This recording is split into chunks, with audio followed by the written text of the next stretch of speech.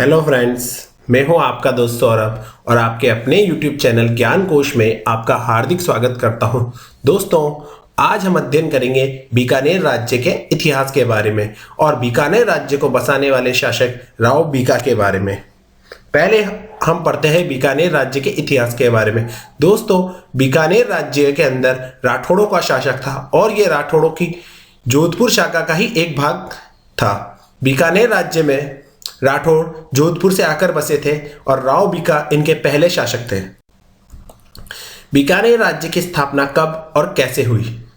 राव बीका द्वारा अपने चाचा कांधल और भाई बीदा के साथ मिलकर जांगल प्रदेश या जांगलू प्रदेश में बीकानेर राज्य की स्थापना की गई। दोस्तों, राव जोधा के पुत्र थे राव बीका और राव जोधा कौन थे? जोधपुर को बसाने वाले। राव बीका ने करणी माता के आशीर्वाद से तथा अपने पिता राव जोधा के आदेश पर 1465 में बीका द्वारा अपने नाम पर बीकानेर राज्य की स्थापना की गई।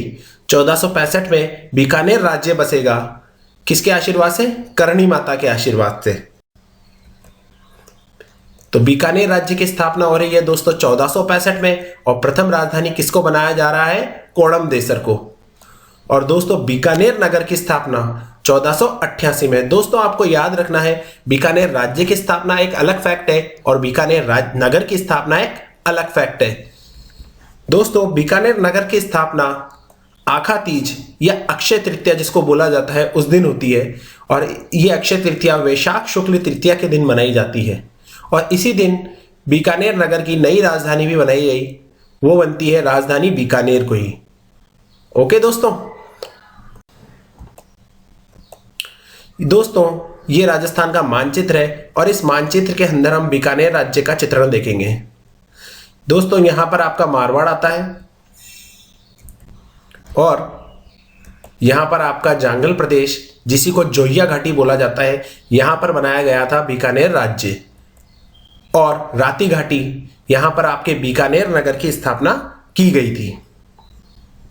ओके दोस्तों, मानचित्र से एकदम क्लियर हो जाता है।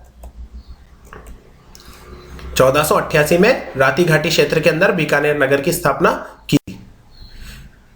अब आगे देखते हैं इनकी कुलदेवी। दोस्तों, नागेणीची माता ही बीकानेर राजवंश की कुलदेवी है।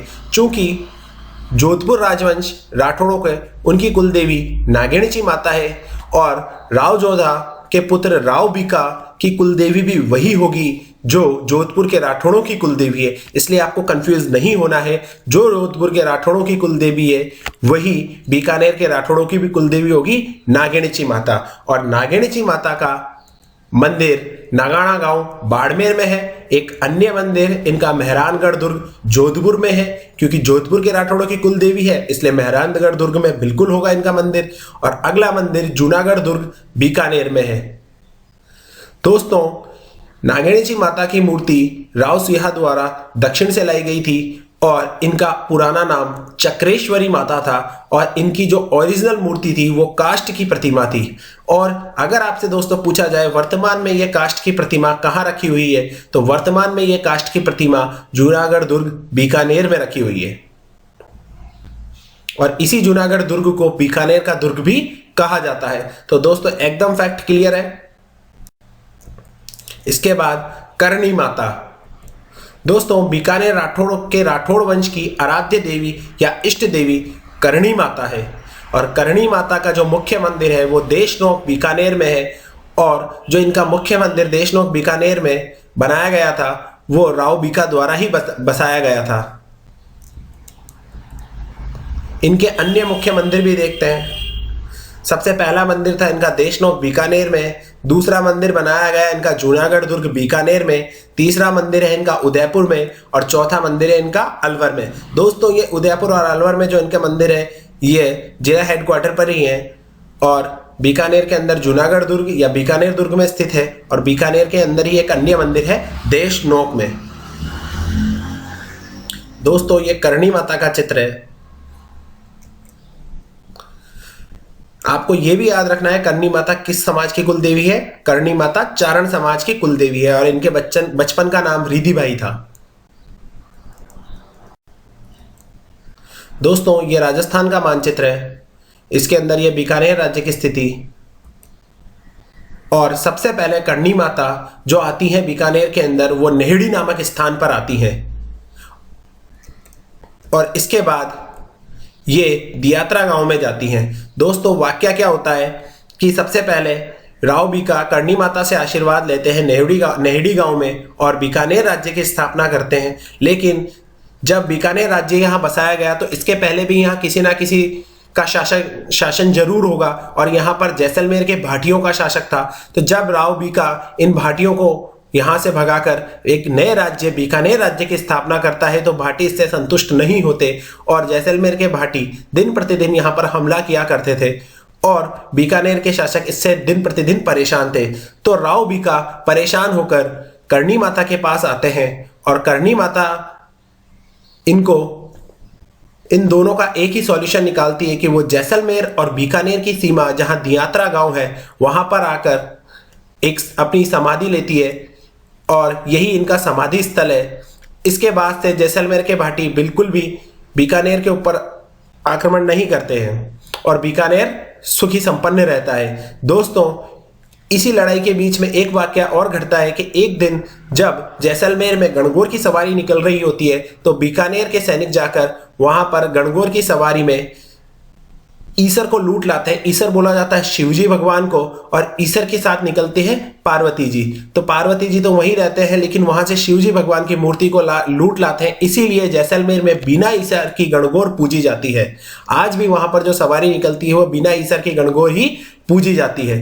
दोस्तों करणी माता दियात्रा गांव में घिनेरू की तलाई नामक स्थान पर जहां करणी माता का समाधि स्थल है यही इनकी समाधि है और इसके बाद से जैसलमेर के भाटी बीकानेर राज्य पर बिल्कुल भी आक्रमण नहीं करते हैं। और पहला स्थान कहाँ है? नेहड़ी, जहां आकर करणी माता बसती है। इसके बाद देशनोक नाम क्यों पड़ा उस स्थान का? क्योंकि इन्होंने बीकानेर राज्य जो कि एक देश था उस समय और उसकी नाक रखती है ये, तो इसलिए उसका नाम देशनोक होता है।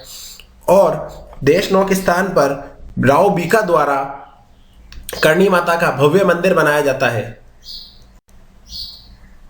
राव बीका बीकानेर के राठौड़ों का आदि पुरुष, मूल पुरुष और संस्थापक। दोस्तों राव बीका ही बीकानेर के राठौड़ों का क्या हो जाएगा? आदि पुरुष, मूल पुरुष और संस्थापक। राव बीका ने प्रथम राजधानी कोड़म देसर को बसाया 1465 में। दोस्तों और यहीं पर कोड़म देसर के अंदर ही कोड़म देसर भीरू जी का मंदिर भी कौन बनाएगा? राव बीका। इसके बाद द्वितीय राजधानी बीकानेर को बनाया 1488 में। ये सब फैक्ट हम पहले भी देख चुके हैं। इसके बाद राव बीका ने बीकानेर नगर में राव बीका की टेकरी के नाम से लघु दुर्ग बनवाया। दोस्तों कालांतर में यहीं पर महाराजा राय सिंह द्वारा बीकानेर दुर्ग या जूनागढ़ दुर्ग की स्थापना की जाएगी।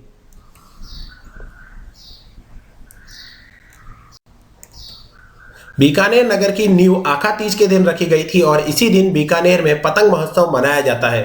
दोस्तों वैसे तो पतंग महोत्सव राजस्थान में जयपुर का प्रसिद्ध है। जयपुर में जो पतंग महोत्सव मनाया जाता है वो अंतरराष्ट्रीय स्तर का होता है और यहाँ पर पोलो ग्राउंड के अंदर 14 जनवरी या मकर संक्रांति के दिन पतंग महोत्सव का आयोजन किया जाता है। वैसे अगर आपसे आखा तीज का पतंग महोत्सव पूछा जाता है तो वो बीकानेर का फेमस है, क्योंकि आखा तीज या अक्षय तृतीया या वैशाख शुक्ल तृतीया के दिन ही बीकानेर नगर की नींव रखी गई थी 1488 में। राव बीका ने देशनोक नामक स्थान पर करणी माता का मंदिर बनवाया। राव बीका ने कोड़म देसर में कोड़म देसर भैरू जी का मंदिर बनवाया। ये फैक्ट हम पहले भी डिस्कस कर चुके। राव बीका ने मारवाड़ के शासक राव सूजा के काल में मेहरानगढ़ दुर्ग पर आक्रमण कर दिया। दोस्तों यहाँ पर मारवाड़ के शासक राव सूजा पर आक्रमण करने का कारण यह है कि जब राव जोधा राव बीका को वहां से भेजते हैं तब राव बीका कहते हैं कि पिताजी मैं बाद में आकर आपसे आपका मुकुट, आपकी तलवार और 14 प्रकार की राजकीय वस्तुएं लेकर जाऊंगा। लेकिन राव बीका अपने नगर को बसाने में और अन्य कार्यों में इतने व्यस्त हो जाते हैं कि वो उनकी मृत्यु के बाद आते हैं। जब वो उनकी मृत्यु के बाद यहाँ पर ये सब लेने आते हैं तो राव सूजा उनको देने से मना कर देता है और राव सूजा पर वो आक्रमण कर देते हैं और वो 14 प्रकार की राजकीय वस्तुएं आज भी जूनागढ़ के बीकानेर दुर्ग में रखी हुई हैं। दोस्तों इनमें से कुछ वस्तुएं परीक्षाओं में पूछी गई हैं, इसलिए मैं इस तथ्य को लेकर आपके सामने आया हूँ। और उनमें से निम्न वस्तुएं कौन सी है? एक तो नागिणी माता की काष्ठ की मूर्ति, जो ओरिजिनल काष्ठ की लकड़ी की मूर्ति है, वो जूनागढ़ दुर्ग में रखी हुई है। दूसरा राव सिंहा का चंदन का सिंहासन। राव सिंहा राठौड़ों का आदि पुरुष, मूल पुरुष है। इसी ने जोधपुर में राठौड़ों की स्थापना की थी। तो ये राहु सिंह का चंदन का सिंहासन कहाँ रखा हुआ है? जूनागढ़ दुर्ग में। इसको मेहरानगढ़ दुर्ग मत टिक कर देना आप, ये जूनागढ़ दुर्ग में रखा हुआ है बीकानेर में।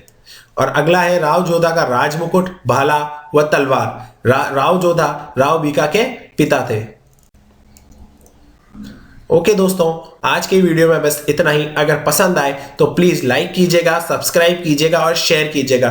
दोस्तों, हम आपके लिए बहुत मेहनत कर रहे हैं, तो आपकी तरफ से सिर्फ लाइक और सब्सक्राइब चाहते हैं। धन्यवाद।